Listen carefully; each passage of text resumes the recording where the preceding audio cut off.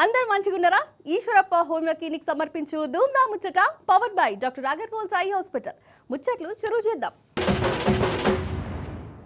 పంచాయతీ ఎలక్షన్లలో BRS party ధూమ్ధామ్గా చేసింది కదా.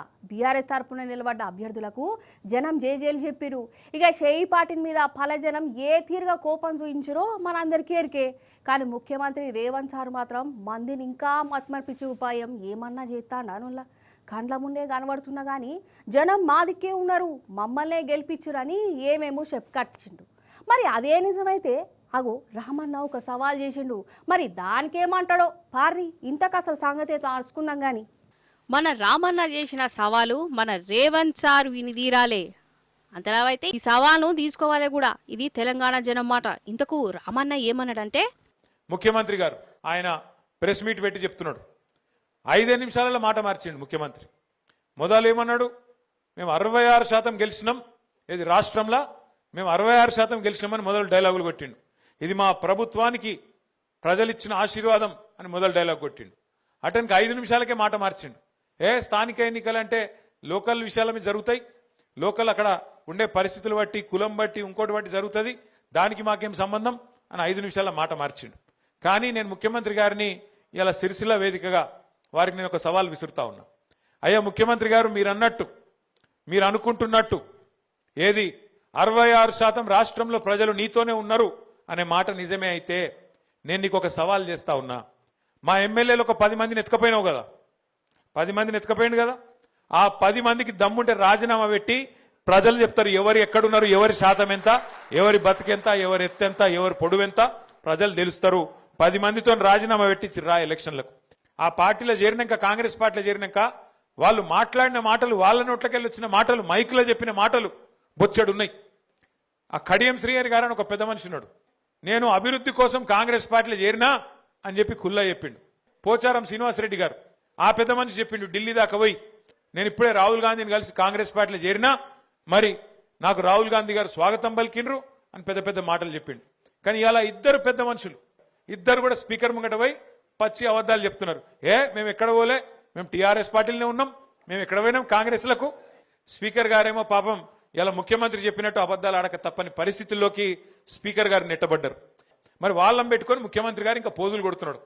మేము 66% గెలిచినాం. అందుకే నేను అంటున్నా, నీకు నిజంగానే 66% మాట గెలిచిన మాట నిజమే అయితే ముఖ్యమంత్రి గారు దమ్ముంటే ఆ 10 మందితో రాజీనామా పెట్టి ప్రజాక్షేత్రంలోకి రా. తెలంగాణ ప్రజలు చెప్తారు ఎవరు దిక్కున్నారో. అది మాట. తెలంగాణ జనం కాంగ్రెస్ దిక్కే ఉన్నారు అని రేవంత్ సార్ చెప్తుంటాయి. మరి అదే నిజమైతే బీఆర్ఎస్ నుంచి పోయి కాంగ్రెస్ కండువా కప్పుకున్న ఎమ్మెల్యేలతోని రాజీనామా చేయించి చేయి గుర్తుతోని పోటీ చేయిస్తే ఇక తెలంగాణ జనం ఎవరు దిక్కున్నారో అందరికి సమజ్ అవుతుంది. ఈ ఉద్దర ముచ్చట్లు ఎందుకు? ఇక ఈ కోర్టులు, కేసులు, స్పీకర్ సార్ విచారణలు ఇవేం అవసరం కూడా ఉండయి. రేవంత్ సారు ఏమంటావు సార్, మంచి ఆఫర్ సార్, మీ పాలన ఎంత చక్కగా ఉన్నదో, జనం మిమ్మల్ని ఎంత నమ్ముతుర్రో రుజువు చేసుకునే వచ్చింది సార్. వాళ్ళతోనట రాజీనామా చేయించి ఎలక్షన్లకు పారాదుర్రి సార్ రామన్న చెప్పినట్టు. ఇగో గిట్లనే అంటుర్రు.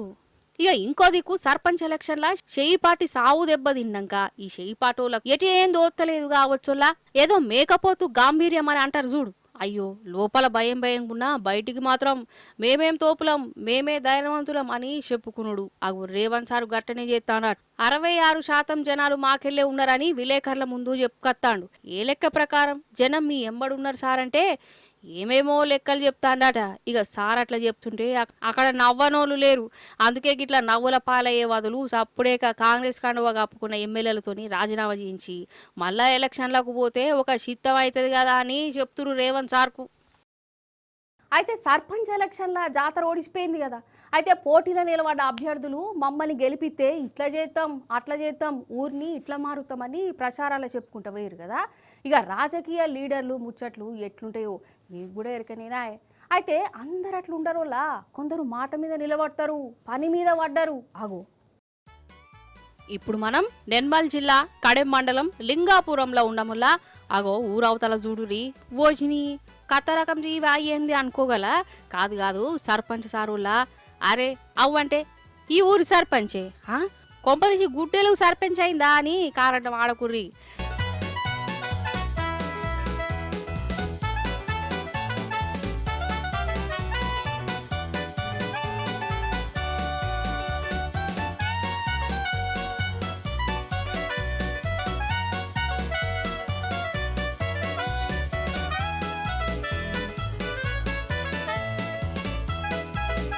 అయితే ఈయన మొన్న బీఆర్ఎస్ పార్టీ తరపున నిలబడి గెలిచి సర్పంచ్ అయిండు. అన్న పేరు రంజిత్తు. అయితే ఓట్లప్పుడు ప్రచారంలా ఈ ఊర్లో కోతుల బాధ లేకుండా చేస్తా, నన్ను గెలిపియుర్రి అని జనాలను ఓట్లు అడిగిండట. ఇక జనం కూడా ఈ బీఆర్ఎస్ అభ్యర్థినే గెలిపించుకున్నారు, సర్పంచ్గా చేసిర్రు. ఇక ఈ అన్న చెప్పిన మాట ప్రకారం రంగన్లకు దుంకనేం దుంకిండు. ఇక గుడ్డెలుగు వేషం కట్టి ఊరంతా తిరుగుతుండు. ఎందుకంటే కోతులకు గుడ్డెలు అంటే భయమట కదా. ఇక ఈ అన్న ఇట్లా వేషం వేసుకొని ఊర్లో తిరుగుతుంటే కోతులకు గజ్జుమన్నది. ఈయనను చూసి ఊడిచి పెట్టి పారిపోతున్నాయి అటనోలా. అసలు ఏమన్నా ఉపాయం చేసిండా ఈ సర్పంచ్ కదా.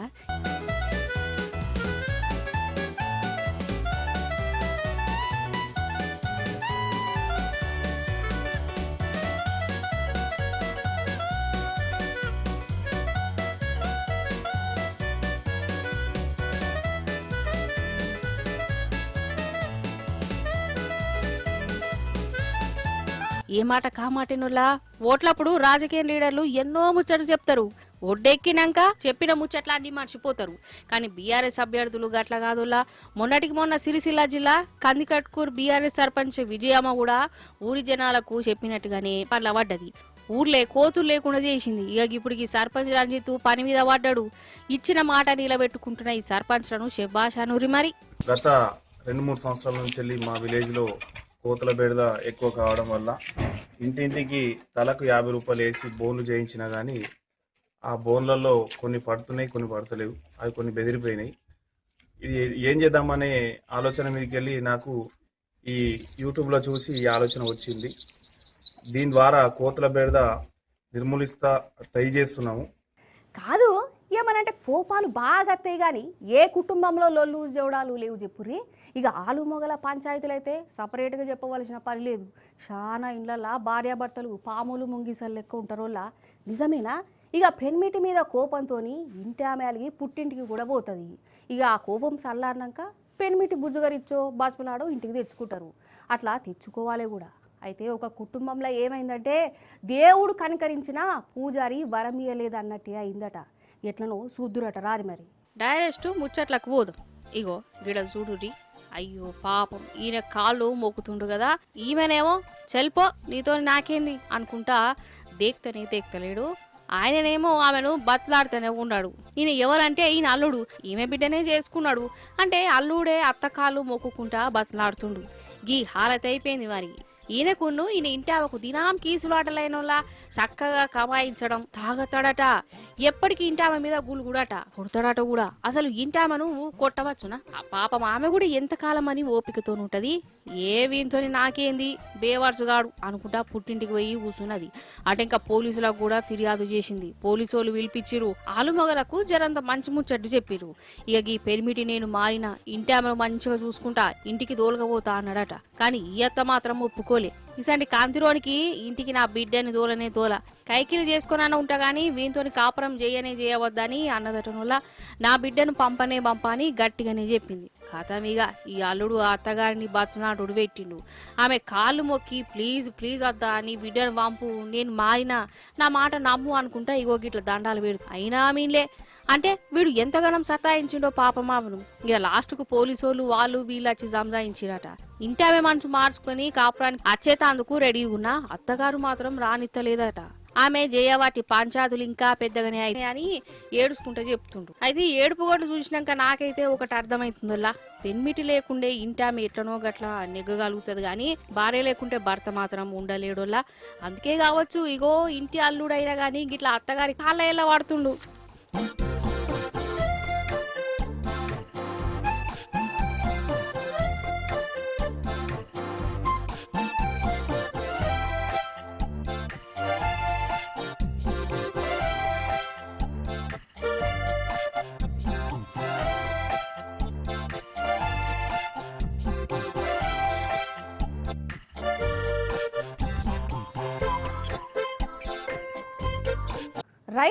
రైలు పట్టాల మీదనే పోతాయి.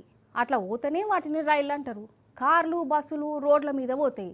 కానీ ఒక కారులా రోడ్డు మీద పోతలేదట, రైలు పట్టాల మీదకి వెళ్ళిపోతుందట. కొత్త రకం కారు గిట్ల కనిపెట్టిరా ఏంది అనుకుంటురా? మరి ఆ కారు ఏందో గట్లెందుకు పోతాందో అరుచుకున్నారు రారి చెప్పున. ఈ పట్టాల మీద చూడురి కారే మహేందర్ తార్ కారు దగ్గర 25 లక్షల కారు ఇది. అయితే 20 లక్షల కారు పెట్టి కొన్న కారు ఎట్లా పోతుందో చూడు. చూసినావా రైలు పట్టాల మీదకెళ్ళి దాంచుకుపోతుందోలా. ఈ మహేందర్ సారు పట్టాల మీద నడిచే కారును కనిపెట్టిండా ఏంది అనుకున్నారు. అట్లా కారడ్డం ఆడకుర్రి. అయితే ఈ కారును నడిపే పెద్ద ఆయననే ఇట్లా పట్టాల మీద ఓనిచ్చిండు. ఈ కారు నడిపేది 65 ఏళ్ల తాతనట. మరి ఇంటికి పోదామని బయలుదేరిండట. కానీ రైలు పట్టాలు అనవడుతోటే ఇంటికంటే స్వర్గానికో నరకానికో ఓడు నయమని అనుకున్నాడు కావచ్చు, మనకు తెలియదు. పట్టాల మీదకెళ్ళి దాంచుకోబోతుండట. ఇక గదేమో నడుమిట్లనే ఇరుక్కుపోయింది. ఇంకా నయం అటుకెళ్ళి ఇంకా రైలు బండి రాలేదు. అత్తే మాత్రం బాలకృష్ణ సినిమా సీనేం కనబడు కావచ్చు. అంతల్నే రైల్వే వాళ్ళు వచ్చి ఎట్లనో గట్లా తిప్పలు వాడుకుంటూ ఆ కారును ఆడికెళ్ళి తీసిరు. ఆ తాత తాగినట్టునులా. అందుకే రైలు పట్టాలు కూడా రోడ్డు లెక్కనే కనబడ్డది ఈయనకి.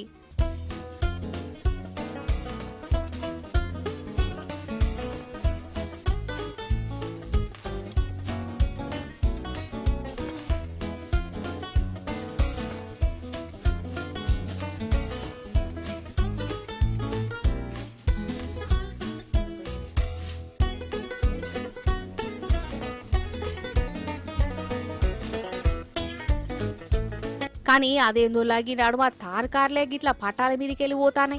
మొన్నటికి మొన్న కూడా గిట్లనే గిసంటి తార్కారే రైలు పట్టాల మీదకెళ్ళి దాంచుకుపోయింది. ఇక ఎట్లనో గట్లా దాన్ని ఆడికెళ్ళి తీసేసిరు. అంతకు ముందు కూడా ఇంకో కారు గట్టనేమైంది. ఇప్పుడేమో గీ తారు.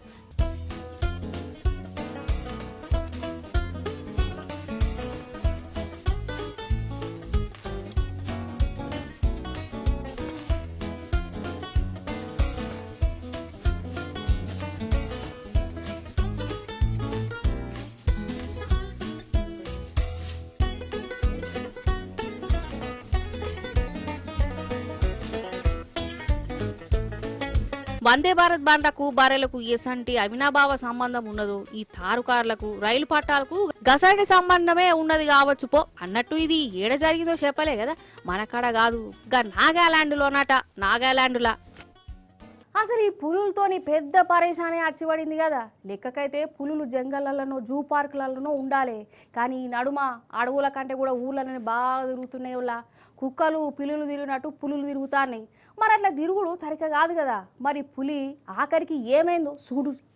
ఆగో గీ ఇంట్లో చూడురి. కుక్క పిల్లో అనుకోగల ఆయనత. కుక్క పిల్ల కాదు, కుదేలు పిల్ల కాదు, పులి, చిరుత పులి. అరే అవ్వంటే ఇండ్లకి వచ్చింది. పెంపుడు కుక్క లెక్కనే తిరుగుతుంది అటు ఇటు. అగో ఇదేదో దాని రాజ్యమైనట్టే గల్లీల పొంట కూడా తిరుగుతున్నది కదా. కొంపదీసి దీని బ్యాచ్ను ఇట్లా తెచ్చుకున్నది అయ్యింది. బ్యాచ్ సంగతి మనకు తెలియదు కానీ జనం మీద మాత్రం పడ్డదటం వల్ల చల్లటి చలికాలం పబ్లిక్ను ఇటు అటు అటు ఇటు ఇరికిత్తాంది. ఇక ఈ పులి భయంతో చలిలో కూడా జనం నిద్రపోకుండా జాగారాలు చేస్తాండ్రు. ఇక అడవి ఆఫీసర్లు వచ్చి ఈ పులి షికారు చేసిరు. ఇక వాళ్ళు గలీల పొంట తిరుక్కుంటా తిప్పల పడుకుంటా ఎట్లనో గట్ల దొరకబట్టిరు. అగగు కానొస్తుందా పులి. ఏమే పులి నీకు జనాల కచ్చుడు ఏం సంబరమే. ఇప్పుడు చూడు నీ అవస్థ బోర్ల పడుతీవి.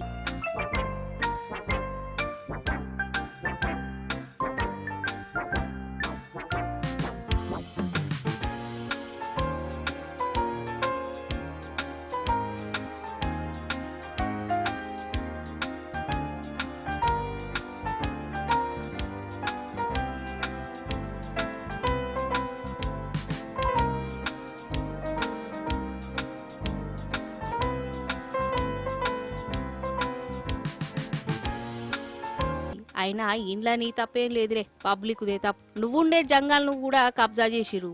నీకు జాగలేక జనాలకు వచ్చినవు. ఆఖరికి మళ్ళా నీకే గోసైంది అన్నట్టుది మహారాష్ట్ర పులోలా.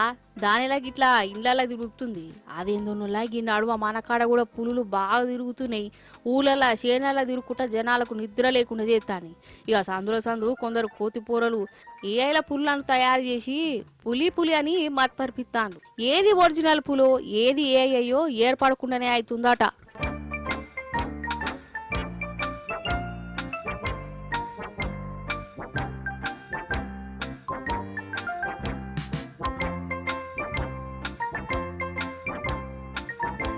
అయితే ఒక ఖైదీని పోలీస్ వ్యాన్లు వేసుకొని పట్టుకుపోతుర్రు. అంతల్నే ఆ వ్యాన్ రిపేర్కి వచ్చింది. ఆ ఖైదీని అందులోనే ఉంచి పోలీసులు వ్యాన్ రిపేర్లో పడ్డారు. ఆ ఖైదీగాడు తప్పించుకుని ఎగురం పెట్టుకున్నాడు. అటు ఇంకా ఏమైందంటే మధ్యప్రదేశ్ రాష్ట్రంలో ఉన్న ఒక ఊరి కాడనులా అగో గిదేగా పోలీస్ వ్యానే అంటారా కారు అనుకుందాం. ఇలా ఖైదీ ఉన్నాడు, కారు రిపేర్కి వచ్చింది. పోలీసోళ్ళు దిగి కారు సంగతి చూస్తాను అంతలే ఆగో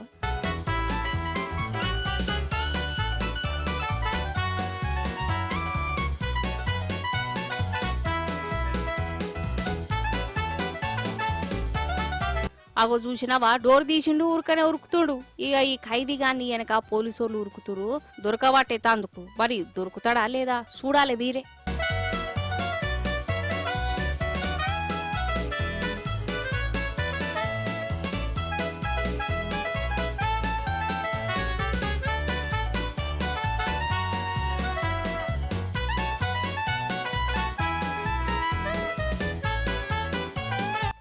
వచ్చిని చూసినావా పోలీస్ ఆయనే కింద పడ్డాడు కదా ఉరకలేక.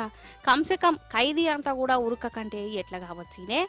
ఇంకోది ఇట్లా రన్నింగ్లా బాగా చేసేటోళ్ళకే పోలీసు నౌకర్లు ఇస్తారంట కదా. దినా ఉరుకుడు పోటీలు ఎక్సర్సైజులు చేపిస్తారని అంటారు. మరి ఈడనేమో ఒక ఖైదీ అంతా కూడా ఉరకలేక కింద పడ్డాడు. కడమ పోలీసులు ఆయనను కూడా అందుకోలేదు వల్ల గిట్లున్నది అన్నట్టు పోలీసు పర్ఫార్మెన్స్. ఇక నేను ఏం ఎక్కువ చెప్ప వీళ్ళ గురించి, మీరే ఏదో ఒకటి అనుర్రిగా.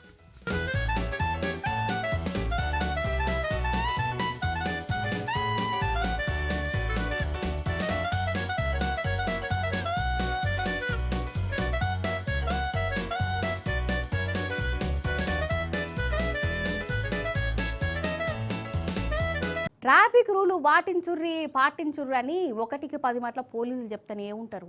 ఆయన ఎవ్వరితో వాళ్ళది, ఎవలాగం వాళ్ళది కదా. అయితే ఒక కాడ ఏమైందంటే రోడ్డు మీద అడ్డదిడ్డంగా పోతున్న వాళ్ళ ఇజ్జత్ పోయింది, వాళ్ళకు తలకాయ తీసేసినట్టు అయింది. ఎట్లనో చెప్తాపారు. రోడ్డు మీద ఏదో కీసులాట అవుతుంది అనుకుంటుర్రు కదా. కీసులాట కాదు, బుద్ధి చెప్తుర్రు. అయితే ఫుట్పాత్ రోడ్ అంటే నడిచేటోళ్ళ కోసం వేసిన రోడ్డు. ఆ రోడ్డు మీకు వెళ్ళి బండ్లు కార్లు పోవద్దు. కాలినడకన పోయేటోళ్ళకే పెట్టిన తొవ్వ అది, అంతే కదా. కానీ మనోళ్ళు ఊకుంటారు, ఏ తొవ్వైనా మనకొకటే అన్నట్టు దూసుకపోతారు. పూణేలా గట్లనే ఫుట్పాత్ రోడ్డు మీదకి వెళ్ళి అలవాటైన తీరులోనే కొందరు బండ్లు వేసుకుని పోతుర్రులా. అప్పుడే అక్కడ ఫారిన్ దేశపోళ్ళు వాకింగ్ చేస్తానులాట. ఆ ఫారిన్ వాళ్ళు బండ్లలో ఆపి గట్లెట్లా ఫుట్పాత్ల మీద బండ్లు నాపుతారు, అసలు మీకు సపరేట్గా రోడ్డు ఉన్నది కదా ఆడికెళ్ళి ఓర్రి అని తొవ్వ చూపించేయండు. ఇక వాళ్ళు పోయేదాకా ఆ ఫారిన్ దేశ పైన పెట్టలే, రోడ్డుకు అడ్డంగానే ఉన్నాడు. ఇక ఈయన ఎప్పుడుకు మనోళ్ళు ఇక వెనుకకు మర్రి వాళ్ళ రోడ్డు మీదకి వెళ్ళి పోయిర్రు. నిజంగా ఏ దేశం నుంచి వచ్చిండో గాని మన దేశంలో ఉండి మనోళ్ళకే బుద్ధి చెప్పిండు, జ్ఞానం నేర్పిండు. అంటే ఆఖరికి వేరే దేశపోళ్ళతో కూడా ట్రాఫిక్ రూల్ చెప్పించుకునే కాడికి వచ్చింది అన్నట్టు మనోళ్ళ కథ, అంతే కదా. కాదు, ట్రాఫిక్ రూల్ అందరికి ఎరుకున్నాయి. ఆయన పాటించరేందోళ్ళ అన్ని బరాబర్ వాటి ఈ టక్కర్లు ఎందుకు అవుతాయి, ఈ సావులు ఎందుకు అవుతాయి. అయినా అయినరు, ఎవరు పోకడ వాళ్ళదే, ఎవరు ఇష్టారాజ్యం వాళ్ళదే. ఇప్పుడేమా పోలీసు వాళ్ళు కాదు కదా ఫారిన్ దేశ పైనతో చెప్పించుకునే కాడికి వచ్చే. ఇదైతే ఇజ్జత్ తక్కువనేనా కాదా.